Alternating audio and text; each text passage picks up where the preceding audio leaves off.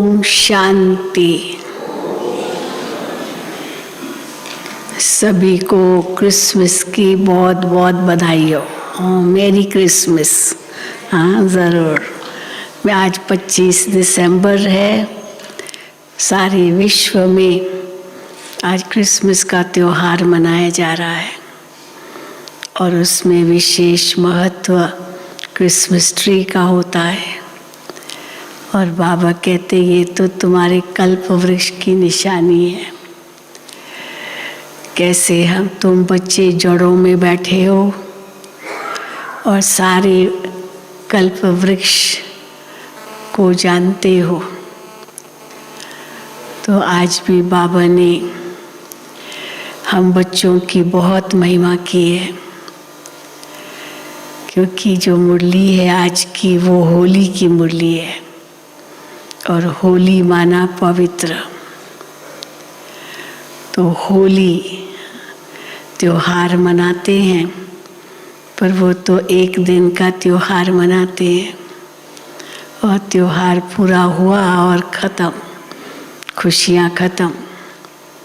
अभी नया साल आएगा, खूब खुशियाँ मनाएंगे, लेकिन बस 2 तारीख हो गई तो ख़त्म। पर हमारे लिए तो सदा ही खुशियाँ हैं। हर दिन हमारे लिए त्योहार है। और बाबा कहते हैं कि तुम सबसे ऊंचे भी हो और सबसे पावन भी हो, पवित्र भी हो। तुम्हारा अनादिकाल, आदिकाल, मध्यकाल और ये अंतकाल भी कितना पवित्र है। तो तुम कितने ऊंचे हो।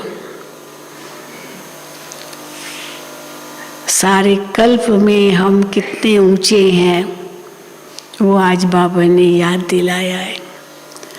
तो इतना नशा भी रहे कि हम इस सृष्टि में ऊंचे से ऊंचे हैं।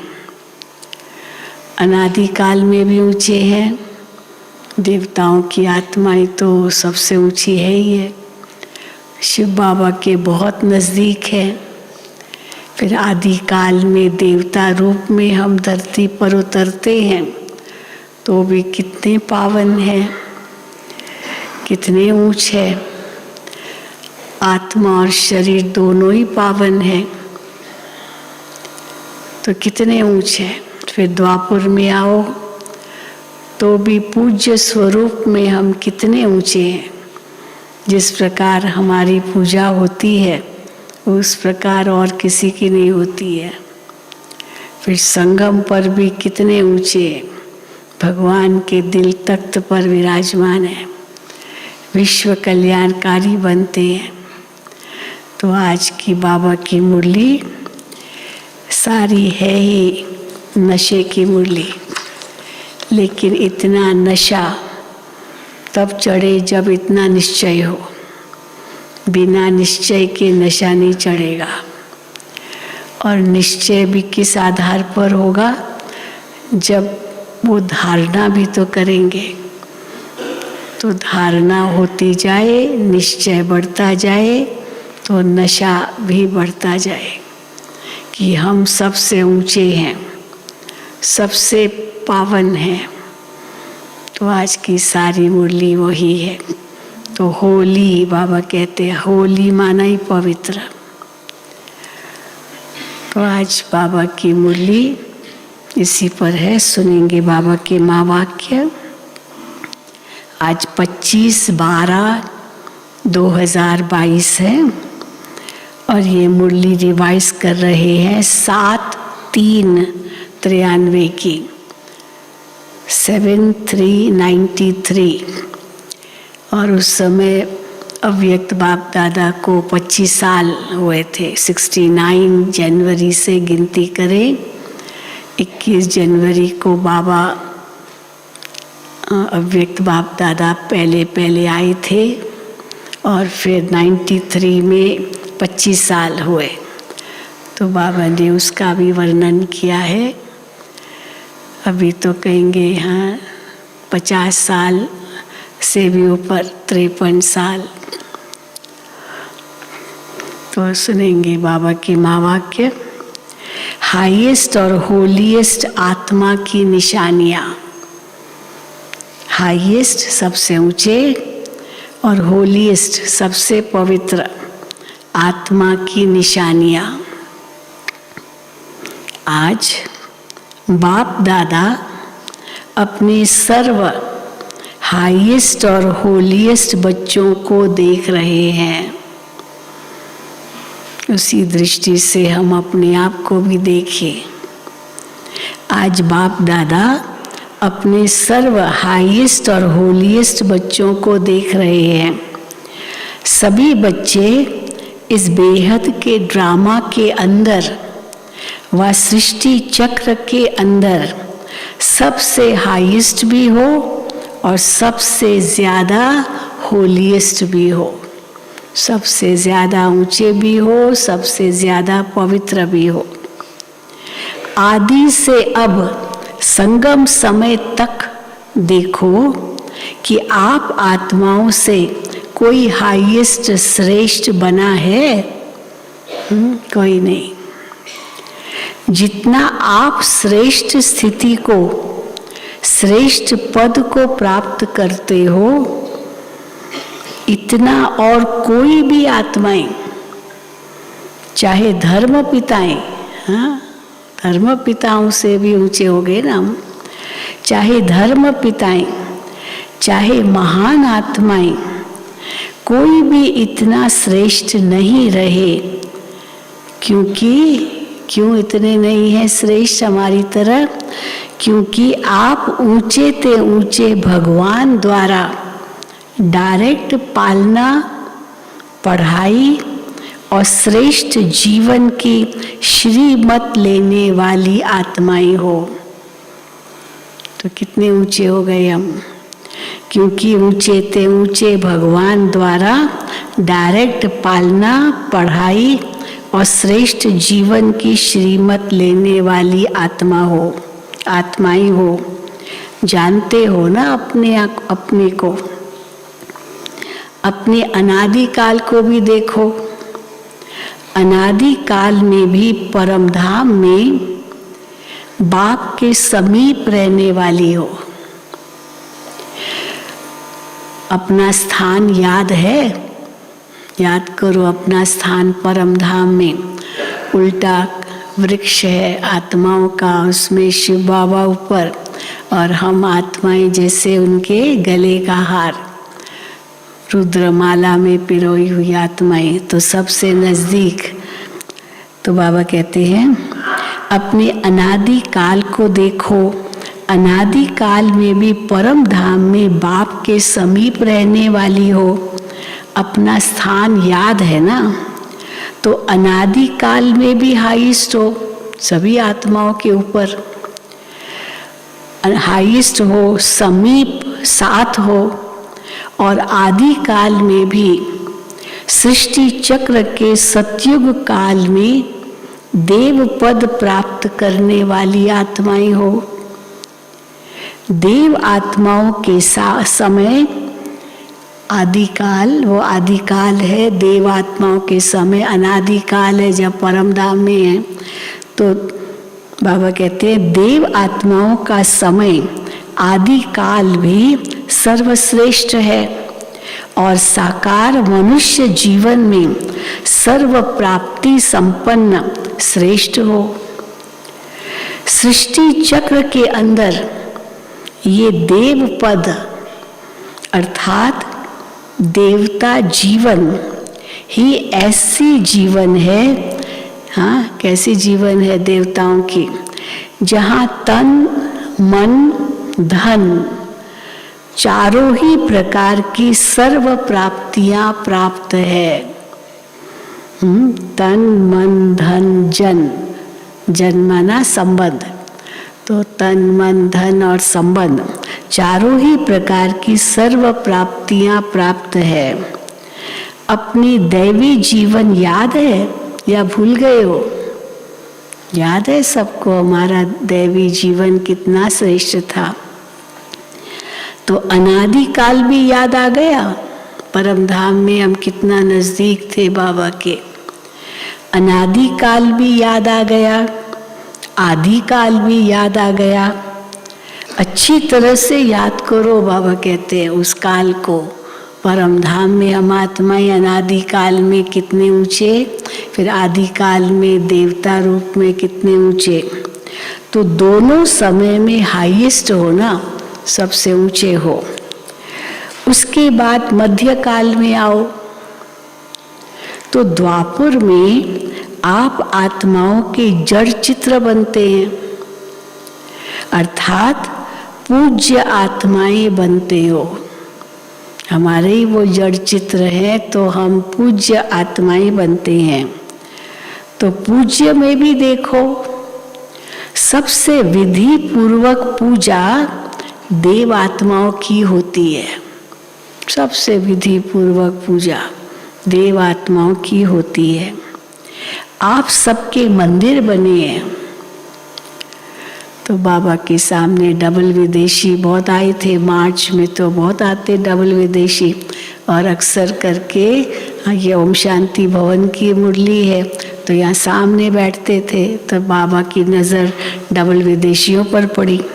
तो बाबा कहते हैं डबल विदेशियों के मंदिर बने हुए हैं, या सिर्फ भारतवासियों के बनते हैं? बने हुए हैं ना।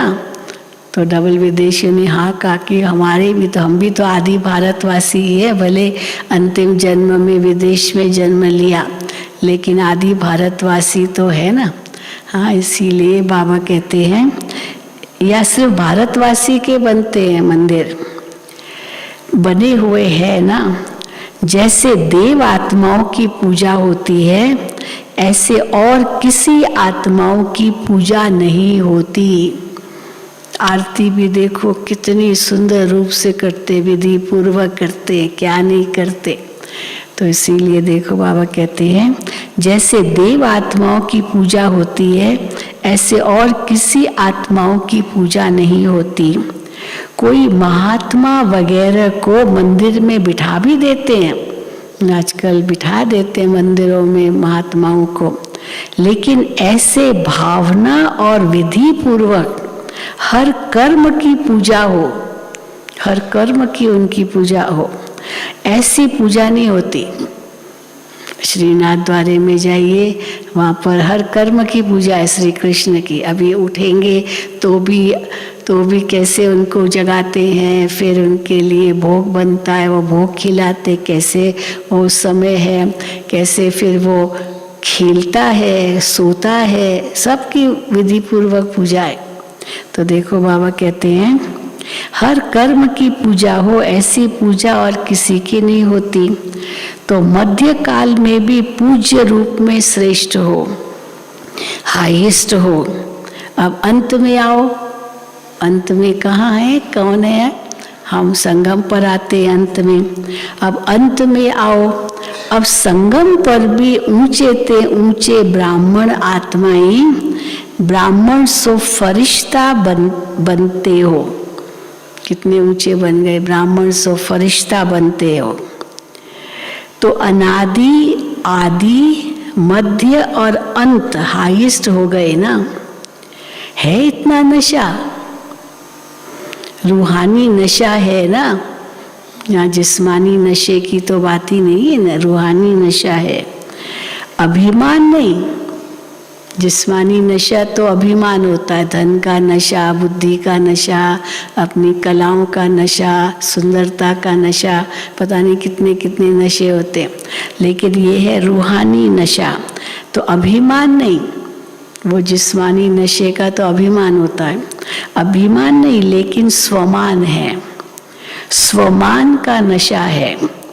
स्वमान माना स्व अर्थात आत्मा का, श्रेष्ठ आत्मा का रूहानी नशा है।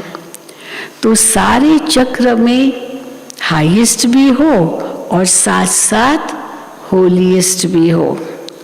चाहे और आत्माएं भी होली अर्थात पवित्र बनती है, लेकिन आपकी वर्तमान समय की पवित्रता और फिर देवता जीवन की पवित्रता सभी से श्रेष्ठ और न्यारी है। इस समय भी संपूर्ण पवित्र अर्थात होली बनते हो। अब होली, होली की बात बाबा कहेंगे। इस समय भी संपूर्ण पवित्र अर्थात होली बनते हो। संपूर्ण पवित्रता की परिभाषा बहुत श्रेष्ठ है। संपूर्ण पवित्र किसको कहेंगे, बाबा ने वो परिभाषा बताई है। संपूर्ण पवित्रता की परिभाषा बहुत श्रेष्ठ है और सहज भी है। श्रेष्ठ भी और सहज भी है। संपूर्ण पवित्रता का अर्थ ही है स्वप्न मात्र भी अपवित्रता मन और बुद्धि को टच नहीं करे। स्वप्न मात्र भी अपवित्रता मन और बुद्धि को टच नहीं करे, उसको कहेंगे संपूर्ण पवित्रता। कई बार कहते भाई चलो मन में भी नहीं, वचन कर्म में तो नहीं है, मन में भी नहीं, पर स्वप्न में भी नहीं, क्योंकि स्वप्न तो अपने वश में नहीं होता है। वो तो संस्कार अंदर कोई इमर्ज है, वो स्वप्न में इमर्ज होता है, इसीलिए वो संस्कार का पता ही नहीं चलता, लेकिन स्वप्न में पता चलता है। तो इसीलिए स्वप्न मात्र भी अपवित्रता मन और बुद्धि को टच नहीं करे। इसी को ही कहा जाता है, क्या कहेंगे इसको, सच्चे वैष्णव। वो जो वैष्णव होते हैं ना भक्ति मार्ग में, वो तो इतने कट्टर होते हैं, उनको कोई हाथ भी लगाए, टच करे केवल, वो तुरंत जाके स्नान करेंगे। हाथ भी कोई उनको लगा नहीं सकता। तो इतने वो अपने आप को पक्के वैष्णव समझते हैं। इसी को ही कहा जाता है सच्चे वैष्णव, जो अपवित्रता हमको टच न करे। चाहे अभी नंबरवार पुरुषार्थ हो है, पुरुषार्थी हो नंबरवार, लेकिन पुरुषार्थ का लक्ष्य संपूर्ण पवित्रता का ही है। और सहज पवित्रता को धारण करने वाली आत्माएं हो। अब इतना बड़ा लक्ष्य है, परंतु ये लक्ष्य कोई मुश्किल नहीं है, ये सहज पा सकते हैं। कैसे पाएंगे सहज? अभी तो लोगों को बहुत मुश्किल लगता है, ये तो हमसे नहीं होगा कहते ना, तो मुश्किल लगता है, लेकिन हम बच्चों के लिए सहज है। कैसे सहज है बाबा बताते हैं। सहज क्यों है? क्यों है सहज? क्योंकि हिम्मत बच्चों की और मदद सर्वशक्तिवान बाप की, बाबा की मदद है, इसीलिए सहज है। इसलिए मुश्किल व असंभव भी संभव हो गया है। ऐसे ही कहेंगे ना, जो दुनिया को मुश्किल लगता है, असंभव लगता है, और हमारे लिए संभव तो क्या, बाबा कहते हैं सहज भी है। क्योंकि कौन हमारा मददगार है? बाबा, भगवान स्वयं। इसलिए मुश्किल व असंभव भी संभव हो गया है और नंबरवार हो रहा है। चलो किसको थोड़ा लग भी रहा होगा मुश्किल, पर बाबा साथ है तो बाबा की मदद भी है। तो होली अर्थात पवित्रता की भी श्रेष्ठ स्थिति का अनुभव। होली किसको कहेंगे? होली अर्थात पवित्रता की भी श्रेष्ठ स्थिति का अनुभव आप ब्राह्मण आत्माओं को है। सहज लगती है या मुश्किल लगती है? इतनी ऊंची पवित्रता की स्थिति सहज लगती है या मुश्किल लगती है?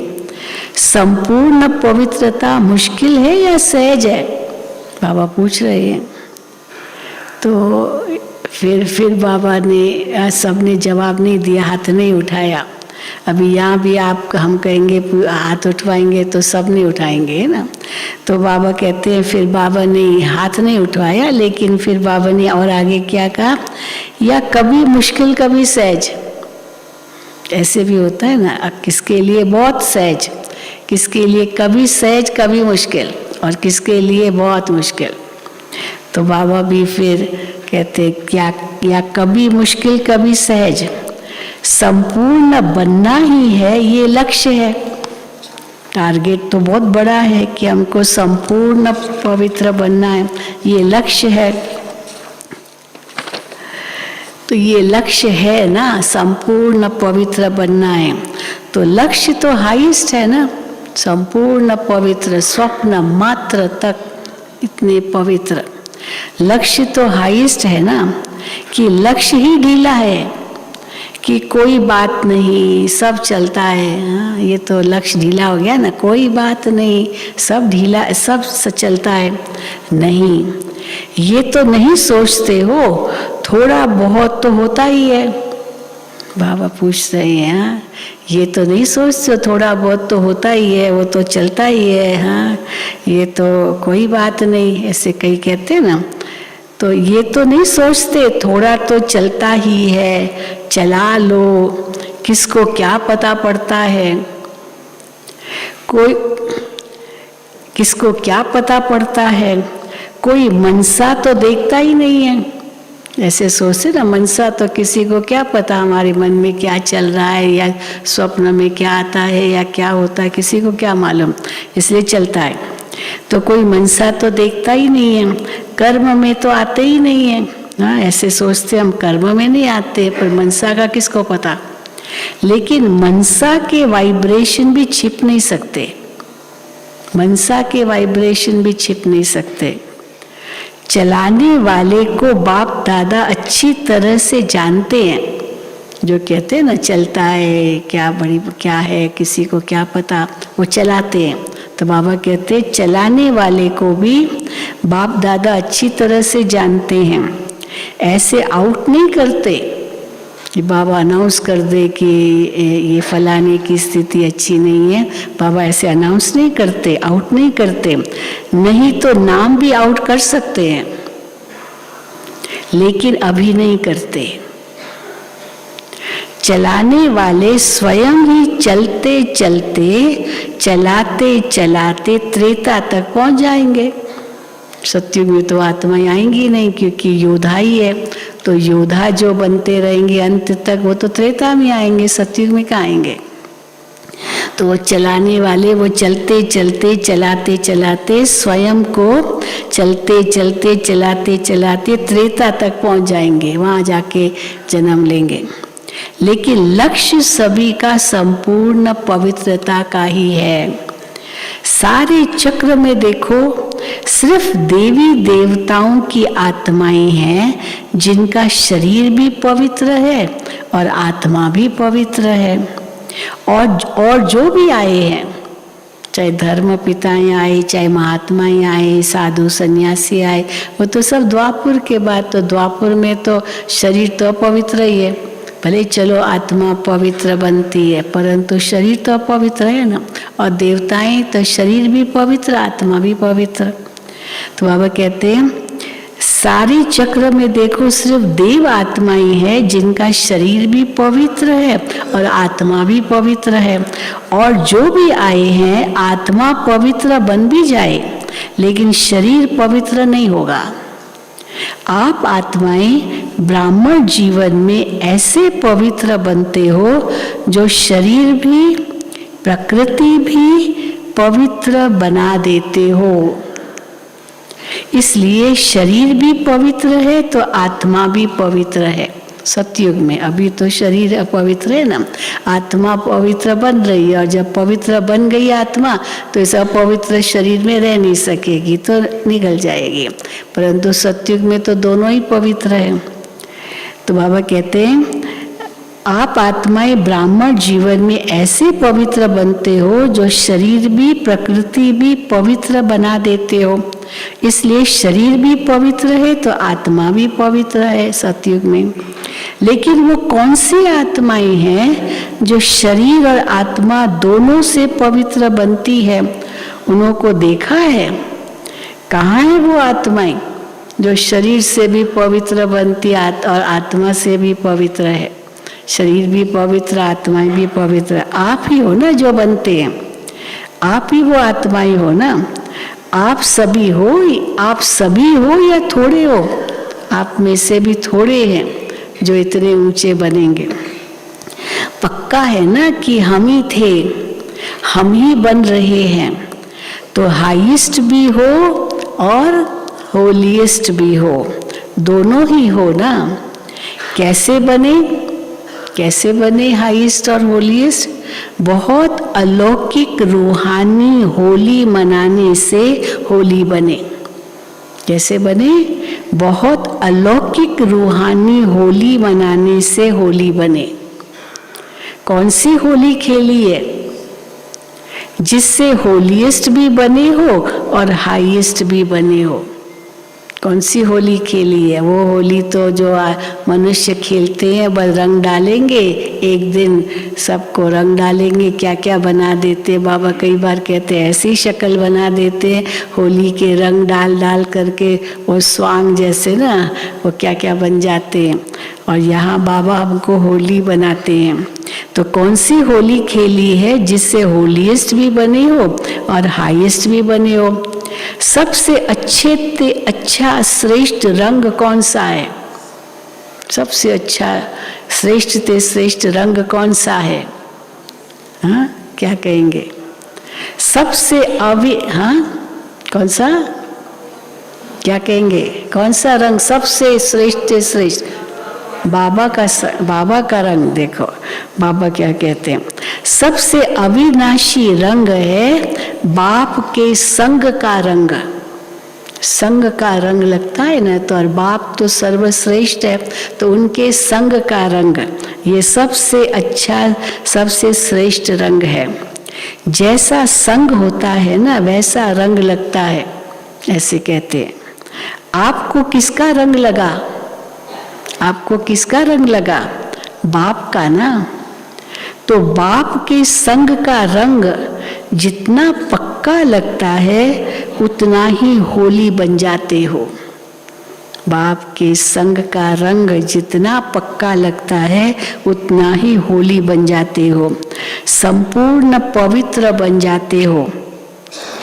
संग का रंग तो सहज है ना, संग में रहो रंग आपे ही लग जाएगा। बाबा के संग में रहो तो बाबा के संग का रंग आपे ही लग जाएगा। मेहनत करने की भी आवश्यकता नहीं, संग में रहना आता है। अब बाबा के संग में कैसे रहना है वो बाबा बताते हैं। संग में रहना आता है या डबल विदेशियों को अकेला रहना, अकेलापन महसूस करना जल्दी आता है? डबल विदेशियों को अकेला रहना है, वो संगठन पसंद नहीं करते ना। जब आते ना, अगर बहुत लोग होते, टू मच क्राउड नहीं पसंद, क्योंकि विदेशों में तो इतनी जनसंख्या ही नहीं है ही नहीं। कहाँ कितने देशों में जाओ, वहाँ लोग तो रास्ते पर मिलते ही नहीं है, जैसे कि पता नहीं कोई है ही नहीं वहाँ, कोई रास्ते पर नहीं मिलता, सब गाड़ियों में ही घूमते हैं, रास्ते पर कौन चलेगा? कोई नहीं चलता। यहाँ तो देखो जहाँ जाओ मनुष्य तो होंगे ही, यहाँ भीड़ ही सब जगह। तो बाबा कहते हैं उनको अच्छा लगता है अकेलापन, अकेले रहना, अकेला कमरा चाहिए, अकेला चाहिए। संगठन चार भी कहेंगे नहीं, आई वॉन्ट अलोन, फिर अलोन रहते, अकेले के रहते, फिर ऐसे दुखी हो जाते, परेशान हो जाते, किससे बात करें? कोई कंपनी नहीं, फिर कंपनी के लिए फिर क्या क्या करते हैं। तो देखो ऐसे भी बहुत है, तो वही बाबा बताते हैं। तो बाबा कहते हैं तो संग में रहना आता है या डबल विदेशियों को अकेला रहना, अकेलेपन महसूस करना जल्दी आता है। कभी कभी कंप्लेन आती है ना कि मैं अपने को अलोन महसूस करती हूँ, अकेली महसूस करती हूँ। क्यों अकेले रहते हो? क्यों अकेलापन महसूस करते हो? आदत है, अकेला रहने की आदत है। इसलिए ब्राह्मण आत्माएं इसलिए आदत है, इसीलिए अकेला चाहते हैं। ब्राह्मण आत्माएं एक सेकंड भी अकेली नहीं हो सकती है। हो सकती है तो सबने कहा नहीं, होना नहीं है, लेकिन हो जाते हो अकेले। किसको भूल जाते हो? आपका साथी कौन? शिव बाबा, उसको भूल जाते हो और अपने को अकेला ही रखते हो, लेकिन हो जाते हो। बाप दादा ने स्वयं अपना साथी बनाया, फिर अकेले कैसे हो सकते हो? कई बच्चे कहते हैं कि बाप को कंपेनियन तो बनाया है, साथी तो बनाया है, लेकिन सदा कंपनी यानी साथ नहीं रहती, सदा वो कंपनी बाबा की नहीं रहती। कंपेनियन बनाया है इसमें तो ठीक हो, साथी बनाया बाबा को ये इसमें तो ठीक है। तो सभी से पूछेंगे आपका कंपेनियन कौन है। अगर बाबा पूछे कि आपका साथी कौन है तो आप क्या जवाब देंगे? कहेंगे बाबा है, ऐसे ही कहेंगे ना, तो बाबा ही कहेंगे। तो बाप दादा ने देखा कि जब कंपेनियन बनाने से भी काम नहीं चलता, तब कंपेनियन बना दिया, साथी बनाया, फिर साथी को छोड़ देंगे। अभी का साथी बनाया, फिर कल साथी को छोड़ दिया, तो बाबा ने कहा उससे भी कई बार काम नहीं बनता है। जो बाबा को साथी बनाया फिर साथी छोड़ेंगे। तो बाप दादा ने देखा कि जब कंपेनियन बनाने से भी काम नहीं चलता, कभी कभी फिर भी अकेले हो जाते हो, अभी और क्या युक्ति अपनाई जो उस साथी को छोड़ो ही नहीं। तो उससे आगे क्या है? कंपेनियन से भी आगे पहले है कंबाइंड। हाँ, तो पहले है कंपनी, फिर है कंपेनियन और फिर है कंबाइंड, जुड़वा। हाँ, जुड़वे बच्चे होते ना, एक है तो दो बच्चे पैदा हुए चलो गर्भ से, लेकिन दूसरे होते जुड़े हुए। ऐसे जुड़े हुए होते हैं, पेट से जुड़े होते हैं या तो वो सिर से जुड़े होते हैं। तो वो जुड़े ऐसे होते हैं जो अलग हो ही नहीं सकते। ऐसे कई फोटोज आते हैं बच्चे जो पैसे जुड़े हुए बच्चे पैदा हुए, तो कितनी मुश्किलात होती होगी उनको। तो बाबा कहते हैं, परंतु यहाँ तो बाबा कहते हैं जुड़े हुए रहो, कभी अलग हो ही नहीं बाबा से। तो इसीलिए ऐसे नहीं कि वो साथी है पर जुड़ा हुआ है, ऐसे समझो। तो बाबा कहते हैं बाप दादा ने देखा जब कंपेनियन बनाने से भी काम नहीं चलता, कभी कभी फिर भी अकेले हो जाते हो, अभी और क्या युक्ति अपनाएं। कंपेनियन बनाया है लेकिन कंबाइंड नहीं बने हो, जुड़े हुए नहीं हो बाबा से। कंबाइंड स्वरूप कभी अलग नहीं होता। कंपेनियन से कभी कभी फ्रेंडली क्वारल भी हो जाता है। अब आपका कोई साथी है तो उनसे थोड़ा झगड़ा भी हो जाता है ना, फ्रेंडली क्वारल। अब दोस्त है, एक साथ रहते हैं, लेकिन कैसे बीच बीच में लड़ना झगड़ना भी होता है, तो फ्रेंडली क्वारल हो जाता है, तो अलग भी हो जाते हो। कभी कभी कोई ऐसी बात हो जाती है ना, तो बाप से अकेले बन जाते हो। तो कंपेनियन तो बनाया है, लेकिन कंपेनियन को कंबाइंड रूप में अनुभव करो। बड़ा विचित्र वो अनुभव सुनाया था। वो जो दो लड़कियां थी, ये ईरान की एक बात है, बहुत पुरानी बात है। अब एक को भूख लगी है, दूसरे को भूख नहीं लगी है। अब एक को भूख लगी हो कहेगी खाना है, दूसरे कहते नहीं खाना है, पर दोनों जुड़े हुए हैं आपस में तो खाना ही पड़ेगा, बैठना ही पड़ेगा। एक को नींद आती है, दूसरे को नहीं आती है तो दो अलग अलग आत्मा ही ना। अब वो कहेगी मुझे सोना, हो कहेगी मुझे नहीं सोना है। अब क्या करें, नहीं अलग हो ही नहीं सकते। ऐसे एक को वकील बनना है, एक को डॉक्टर बनना है, अभी कैसे अलग हो सकते हैं। तो एक ही जगह जा सकते हैं, दो अलग अलग तो हो ही नहीं सकते। जो वकील बने वो डॉक्टर बने, इसीलिए उन्होंने आखिर कहा कि हमको अलग करो। कोई डॉक्टर उसको लेने को तैयार नहीं था कि ऑपरेशन करे कोई सक्सेसफुल होगा, क्योंकि ब्रेन की नस एक ही थी और दोनों को एक ही मिलता था खून। अब ब्रेन की नस एक है तो वो अगर काटे भी तो ज़रूर एक तो मरेगा ही। तो आखिर उन्होंने कहा कोई बात नहीं, हम मर जाने को तैयार है, परंतु ऐसे जुड़े हुए रहना नहीं चाहते। आखिर कहाँ, वो कहते सिंगापुर में एक ने चलो पान का बीड़ा उठाया, काम मैं करूँगा। तो एक तो ऑपरेशन थिएटर के बेड पर ही मर गई और दूसरी फिर थोड़े समय के बाद मर गई, क्योंकि हो ही नहीं सकता ना अलग।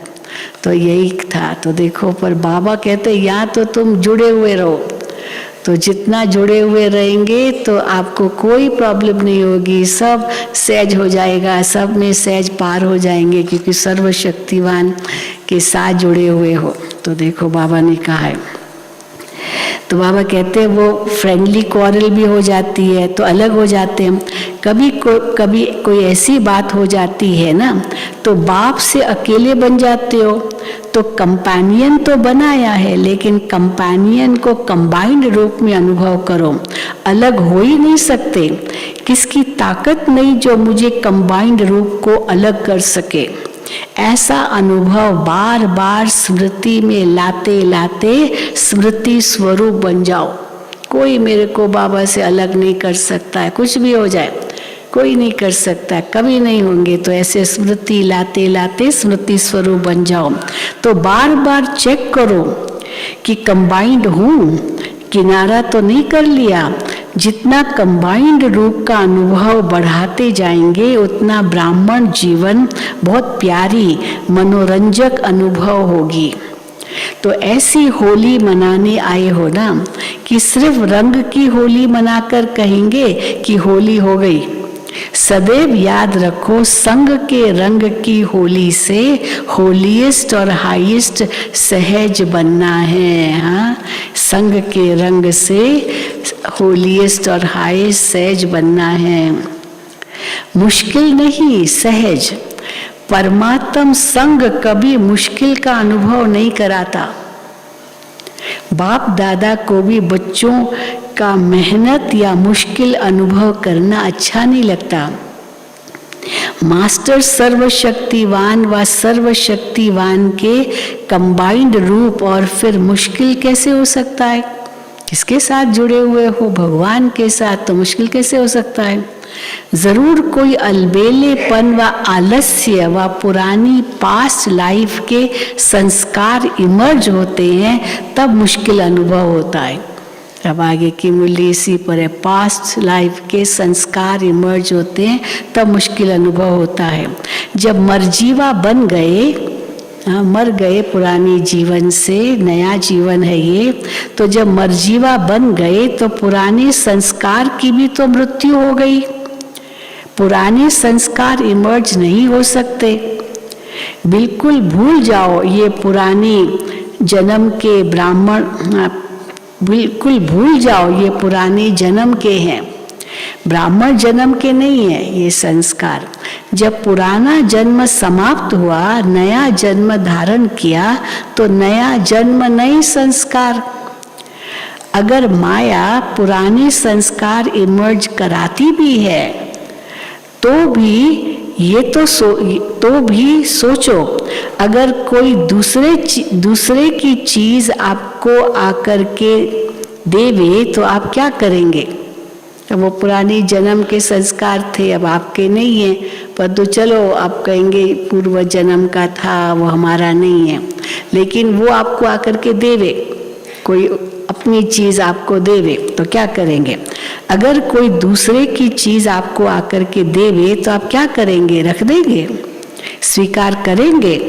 सोचेंगे ना कि ये हमारी चीज नहीं है, ये दूसरे की चीज मैं कैसे ले सकता हूं? अगर माया पुरानी जन्म के संस्कार इमर्ज करने के रूप में आती भी है तो आपकी चीज तो आई नहीं, वो आपकी चीज नहीं है, वो तो पुराने जन्म की चीज, वो तो खत्म हो गई, ये आपकी चीज नहीं है। सोचो ये मेरी चीज नहीं है, ये पराई है। पराई चीज को संकल्प में भी अपना नहीं मान सकते हो। मान सकते हो है पराई चीज और आपने अपने पास रख ली, भाई मेरी नहीं है, मेरी नहीं है, ऐसे ही कहेंगे ना, या अपना मान लेंगे। मान सकते हो अपनी? सोचो पराई चीज जरूर धोखा देगी, दुख देगी। सोच करके उसी सेकंड पराई चीज को छोड़ दो। ये पराई चीज है, दुख देगी, धोखा देगी, तो उसी वक्त छोड़ दो, फेंक दो, अर्थात बुद्धि से निकाल दो। पराई चीज को अपनी बुद्धि में रख नहीं लो, नहीं तो परेशान करती रहेगी। सदा ये सोचो कि ब्राह्मण जीवन में बाप ने क्या क्या दिया। ब्राह्मण जीवन का अर्थात मेरा निजी स्वभाव, संस्कार, वृत्ति, दृष्टि, स्मृति क्या है जो बाबा ने हमको दी है, वही मेरी है। तो बाबा ने क्या दिया, ये निजी है और वो पराई है। तो पूर्व जन्मों के संस्कार ये सब पराये हैं, और जो बाबा ने दिया है मुझे वो निजी है, वो मेरी है। पराया माल अच्छा लगता है, ये अपना माल अच्छा लगता है? पराया माल अच्छा लगता है या अपना माल अच्छा लगता है? ये रावण का माल है। पुराने संस्कार जो कहते हैं ये रावण का माल है, और ये बाप का माल है। कौन सा बाप का माल है? हाँ, जो बाबा ने हमें दिया है, निजी स्वभाव, संस्कार, वृत्ति, दृष्टि, स्मृति, ये बाप का माल है। तो कभी भी गलती से भी संकल्प में भी नहीं लाओ, क्या करें, मेरा स्वभाव ऐसा है, मेरा संस्कार ऐसा है, क्या करें, संस्कार को मिटाना बहुत मुश्किल है, हाँ क्या करें, बेबसी दिखाते हैं। आपका है ही नहीं, जैसे क्यों कहते हो मेरा है, क्या करें, आपका है ही नहीं। मेरा क्यों कहते हो? मेरा है ही नहीं। रावण की चीज को मेरा कहते हो? बाबा को भी आश्चर्य लगता है, रावण की चीज को मेरा कहते हो? मेरा बनाते हो ना, तभी वो संस्कार भी समझते हैं कि इसने तो अपना तो बना लिया मुझे। वो पुराने संस्कार समझ कि मेरा संस्कार कहते हो, तो संस्कार भी समझ इसने तो मुझे अपना बना लिया है, तो अब अच्छी तरह से खातिरी करो इसकी, क्योंकि मेरा बना लिया। निजी संस्कार, निजी स्वभाव इमर्ज करो तो वो स्वतः ही मर्ज हो जाएंगे। पुराने संस्कार स्वतः मर्ज हो जाएंगे। समझा क्या करना है? तो ऐसी होली मनाने आए हो ना, वह एक दिन कहेंगे होली है, दूसरे दिन कहेंगे होली हो गई। और आप क्या कहेंगे? हाँ, वो लोग तो ऐसे कहेंगे होली मनाई, अगले दिन होली कल थी आज नहीं है तो पूरी हुई। और आप क्या कहेंगे? आप कहेंगे हम सदा ही संग के रंग की होली मना रहे हैं। तो वो क्या कहेंगे होली के बाद, और आप क्या कहेंगे? हम सदा ही संग के रंग की होली मना रहे हैं, और होली बन गए हैं। होली मनाते मनाते होली बन गए। होली मना ली या मनानी है? फिर बाबा ये पूछते, होली मना ली या मनानी है? जब से ब्राह्मण बने हो तब से होली मना रहे हो, क्योंकि संगम युग का समय ही सदा उत्सव का समय है। दुनिया वाले तो एक्स्ट्रा खर्च करके मौज मनाते हैं, लेकिन आप सदा ही हर सेकंड मौज मनाने वाले हो। हर सेकंड नाचते गाते रहते हो। मौज जो मनाते, कैसे मनाते? हर सेकंड नाचते गाते रहते हैं। सदा खुशी में नाचते हो या जब कल्चरल प्रोग्राम होता है तभी नाचते हो? सदा नाचते रहते हो ना। सदा बाप की महिमा और अपनी प्राप्तियों के गीत गाते रहो। सबको गाना आता है ना? सबको गाना आता है ना? सभी गा सकते हो, सभी नाच सकते हो। सदा नाचना गाना मुश्किल है क्या? सहज है, और सदा सहज अनुभव करते संपन्न बनना ही है। क्या करना है? सदा, हाँ बाबा कहते हैं सहज है और सदा सहज अनुभव करते संपन्न बनना ही है। कभी भी ये नहीं सोचो पता नहीं हम संपन्न बनेंगे या नहीं बनेंगे। ये कमजोर संकल्प कभी आने नहीं दो। सदा यही सोचो कि अनेक बार मैं ही बनी हूँ, हाँ मैं ही बना हूँ और मुझे ही बनना है।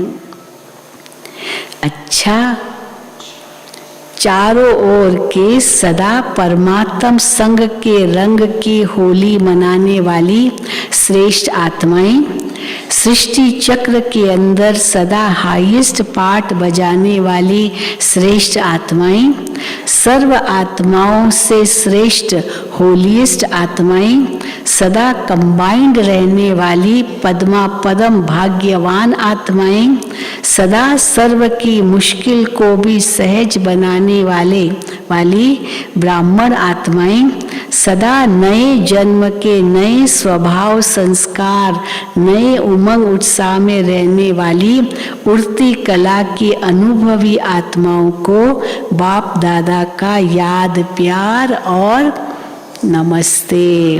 हम रूहानी बच्चों की रूहानी बाप दादा को याद प्यार, गुड मॉर्निंग और नमस्ते। अभी दादी जानकी जी के प्रति बाप दादा के वरदानी महावाक्य पिछली बार की जो अव्यक्त मुरली में सुना था ना, दादी को कहा बाबा ने तबीयत ठीक नहीं थी दादी, तो दादी को बाबा ने कहा था जैसे आप इतनी ज्ञानी आत्मा हो वैसे शरीर का भी ज्ञान हो। और सचमुच उसके बाद दादी ने आराम किया, बहुत कुछ हुआ, बहुत अच्छा हो गया। तो फिर बाबा के पास आई तो देखो बाबा ने क्या कहा उनको, अच्छा चल रहा है ना। दादी जानकी को बाबा ने कहा अच्छा चल रहा है ना, रथ को चलाने का तरीका आ गया है ना। दादियों को ठीक देख करके ही खुश हो जाते हैं हमारे भाई बहन। हाँ, बाबा को तो देखते ही, लेकिन दादियाँ भी तो है तंदुरुस्त और है हमारे सामने विराजमान, उनको देख करके खुश होते हैं। तो शरीर के भी नॉलेजफुल, आत्मा के भी नॉलेजफुल। चाहे पिछला हिसाब किताब चुक तो करना ही पड़ता है, ऐसे तो नहीं कि रोग आएगा ही नहीं, वो तो आएगा क्योंकि पुराना हिसाब किताब तो चुक तो करना पड़ता है। लेकिन नॉलेजफुल होने से सहज चुकतू हो जाता है, तरीका आ जाता है ना। चलने का और चलाने का दोनों तरीके आ जाते हैं शरीर को। हाँ, चलने का और चलाने का दोनों तरीके आ जाते हैं। फिर भी सेवा का बल दुआओं का काम कर रहा है, सेवा का बल दुआओं का काम कर रहा है। ये दुआएं दवाई का काम कर रही है। सेवा का उमंग आता है ना, जल्दी जल्दी तैयार हो जाएं तो सेवा करें। हाँ, ठीक हो जाओ तो सेवा करो। तो वो उमंग जो उमंग जो आता है ना, वो उमंग सूली से कांटा कर देता है। दादी जानकी का ये सचमुच देखा। दादी हर साल लंदन जाती थी। जब लंदन जाती थी आखिरी दिनों में भी, तो कई बार कहते थे अभी लगता है अगले साल दादी नहीं आएगी, पर तो अगले साल फिर चली गई लंदन, फिर चली गई। कमाल है दादी की, कमाल है, कमाल ही गाते रहते थे। तो वही बाबा ने कमाल शब्द कहा है। तो बाबा कहते हैं तो वो उमंग जो आता है ना, वो उमंग सूली से कांटा कर देता है। अच्छा है, फिर भी हिम्मत अच्छी है। तो फिर बाबा ने सभी से पूछा, दादी जानकी सामने बैठी और बाबा के सामने बच्चे बैठे, तो बाबा उनको कह रहे हैं सभा से, निमित्त आत्माओं को देख करके खुश होते हो ना कि हमारी दादियाँ सलामत रहे, तो उनको देख करके खुश होते हो ना। अभी अव्यक्त वर्ष में हर एक कोई न कोई कमाल करके दिखाओ, हर एक कमाल करके दिखाओ। सेवा में कमाल तो हो रही है, वो तो होनी है, लेकिन पर्सनल पुरुषार्थ में ऐसी कमाल दिखाओ जो देखने वाले कहे कि हाँ कमाल है, दूसरे के मुख से निकले कि कमाल है। सिर्फ ये नहीं कि चल तो रहे हैं, बढ़ तो रहे हैं, लेकिन कमाल क्या की? कमाल उसको कहा जाता है, कमाल की परिभाषा क्या है, कब किसके लिए कहते कमाल की? कमाल उसको कहा जाता है जो असंभव को कोई संभव करके दिखाए। बिल्कुल असंभव था और वो संभव करके दिखाए तो कहेंगे ना कमाल कर दी तुमने, कैसे कर दिया। तो असंभव को कोई संभव करके दिखाए, मुश्किल को सहज करके दिखाए, जो कोई को स्वप्न में भी नहीं हो वो बात साकार में करके दिखाए, उसको कहा जाता है कमाल।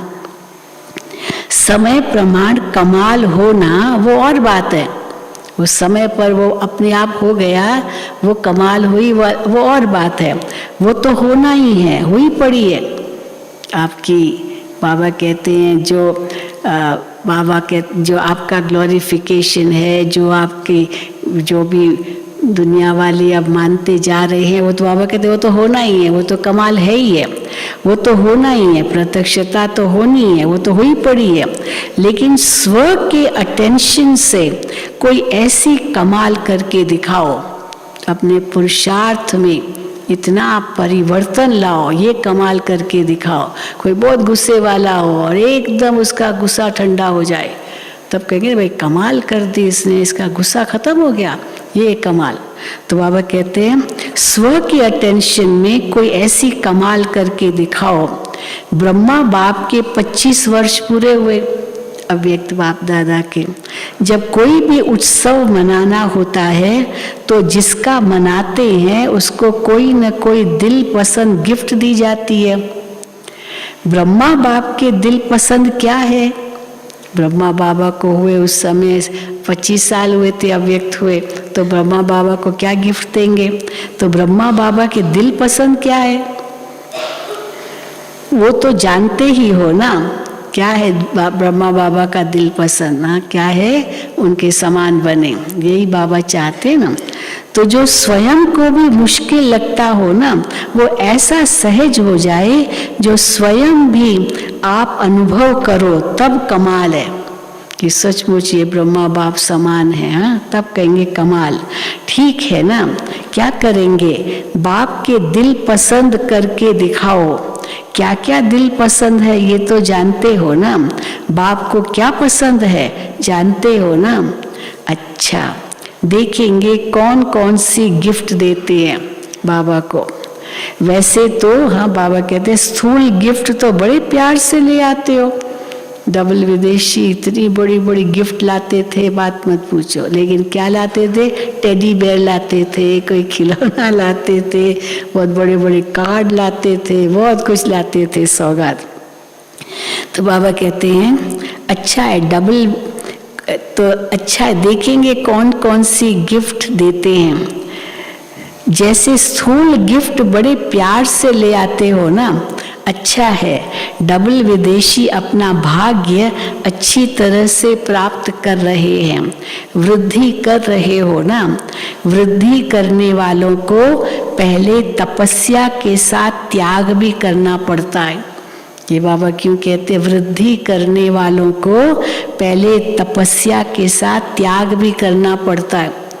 अब मान लीजिए अभी माँ बाप को एक ही बच्चा है, तो एक ही बच्चा है तो सब कुछ उस बच्चे के लिए। अभी 2 बच्चे हो गए मान लो, तो बट जाएगा ना बड़े बच्चे। इसके बाद फिर छोटे बच्चे को ज़्यादा प्यार करेगी माँ, तो बड़े बच्चे को ईर्ष्या होती है कि मम्मी उसको ज़्यादा प्यार करते। फिर तीसरा बच्चा हो गया तो तीसरे में फिर बुद्धि जाएगी, तो फिर होगा कि हम 3 हो गए तो 3 में बट गया। अभी यहाँ भी इतनी वृद्धि होती जा रही है, तो वृद्धि होना माना बटेगा ना। जो पहले 1 को मिलता था अभी 3 को मिलेगा, 4 को मिलेगा, 5 को मिलेगा, तो सब बट गया। तो इसलिए फिर बाबा ने तो धीरे धीरे समय भी कम करते गए बाबा। नहीं तो एक बाबा 10 मिनट 15 मिनट देते थे, ऐसे भी होता था। और धीरे धीरे धीरे सब कम होता गया। तो देखो बाबा कहते हैं वृद्धि करने वालों को पहले तपस्या के साथ त्याग भी करना पड़ता है। वृद्धि होती है तो खुश होते हो ना, या समझते हो कि हमारी को कमी पड़ जाएगी, हमको कमी पड़ जाएगी कि वृद्धि हो गई तो अटेंशन दादियों का बाबा का थोड़ा कम हो जाएगा हमारे ऊपर, तो ये समझते हो। अच्छा है, वृद्धि अच्छी कर रहे हो, ये नहीं सोचो हमारा कम हो रहा है, हमको कम मिलेगा बाबा से। बढ़ रहा है, सारी मशीनरी सूक्ष्म वतन की ही चल रही है, बढ़ रहा है। अभी भी सूक्ष्म वतन की मशीनरी चल रही है, भले साकार में दादियाँ भी नहीं है। कई पूछते ना कि आप लोग कैसे यहाँ पर महसूस करते हो, दादियाँ नहीं है। नहीं तो इतनी दादियाँ मधुबन में होती थी, दादियों को ही देखते थे, दादियों से ही मिलते थे। अभी तो दादियाँ नहीं हैं, तो पूछते हैं, हमसे भी पूछते हैं, हम कहते नहीं, हम तो यही अनुभव करते हैं सूक्ष्म में भी दादियाँ हमारे साथ है। बाबा साथ है तो दादियाँ भी साथ है, क्यों नहीं साथ है, यही अनुभव करते हैं। तो सारी मशीनरी सूक्ष्म वतन की चल रही है मधुबन में भी। ऐसे कोई न समझे हाँ बाबा नहीं है, दादियाँ नहीं है, सब है, तभी तो इतना आगे बढ़ता जा रहा है ना, क्योंकि तो ये बाबा की शक्ति है, दादियों की शक्ति है। अच्छा, वरदान। संगम युग पर हर समय, हर संकल्प, हर सेकंड को समर्थ बनाने वाले ज्ञान स्वरूप भव। संगम युग पर हर समय, हर संकल्प, हर सेकंड को समर्थ बनाने वाले ज्ञान स्वरूप भव। ज्ञान सुनने और सुनाने के साथ साथ ज्ञान को स्वरूप में लाओ। ज्ञान स्वरूप वो है जिसका हर संकल्प, बोल और कर्म समर्थ हो। सबसे मुख्य बात संकल्प रूपी बीज को समर्थ बनाना है। यदि संकल्प रूपी बीज समर्थ है तो वाणी कर्म संबंध सहज ही समर्थ हो जाता है। ज्ञान स्वरूप माना हर समय, हर संकल्प, हर सेकंड समर्थ हो। जैसे प्रकाश है तो अंधियारा नहीं होता, ऐसे समर्थ है तो व्यर्थ हो नहीं सकता। स्लोगन, सेवा में सदा ही जी हाजिर करना यही प्यार का सच्चा सबूत है। सेवा में सदा जी हाजिर करना यही प्यार का सच्चा सबूत है। अच्छा, ओम शांति, ओम शांति। तो आज तो क्रिसमस है। कल मेरे से कई पूछ रहे थे कि क्रिसमस पर कोई प्रोग्राम है या नहीं है, शांतिवन में है या नहीं है। हमने कहा ज्ञान सरोवर में है। आज वहाँ शाम को 6 बजे से थोड़ा कल्चरल प्रोग्राम है, छोटा मोटा, क्योंकि अभी डबल विदेशी भी आ गए हैं, काफ़ी आए हैं, तो 6 बजे से वहाँ प्रोग्राम है। लेकिन बसें तो मिलेगी नहीं, तो जिनको जाना है अपना प्रबंध है, ज़रूर जा सकते हैं। ज्ञान सरोवर में 6 बजे से कार्यक्रम शुरू होगा वहाँ, और ज्ञान सरोवर वालों ने निमंत्रण दिया है कि आप हमारे पास भोजन करें, तो जो जाएंगे भोजन भी वहाँ करके आएंगे। लेकिन जिनको अपने साधन है, नहीं तो पब्लिक बस से, ट्रांसपोर्ट से तो बसें नहीं मिलेगी, इसलिए जिनको साधन है ज़रूर जाएं। 6 बजे वहाँ पहुँचें। 6 बजे के अंदर वहाँ कल्चरल प्रोग्राम है और भी कई आइटम्स होंगे, और फिर भोजन करके आए।